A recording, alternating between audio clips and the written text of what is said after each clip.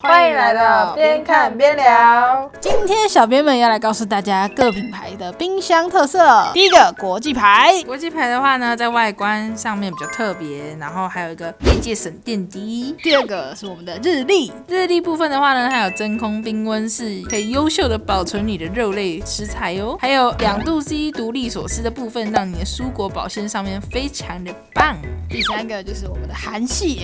LG 部分的话呢，它可以换门板，然后最代表的是敲敲门系列，还有另外它的冰饮霸是不用水箱的，这部分就需要另外牵水线，大家要注意一下自己的使用环境哦。第四个是我们的30部分的话，就是它最安静啦，还有全是独立隔间的部分，可以让你的冰块免于串味的困扰，还有它的制冰水箱可以完全拆开清洗管线，非常的干净哦。最后一个就是我们的夏普啦，它有一个最著名的是左右开，还有它有一个留言功能，就是可以留言给家中的人，当他打开的时候就叫小朋友去写作业，叫爸爸记得去吃药，它也会记录你的开关，比如说你什么3点开了，1分关了这样子。如果你本身有监视，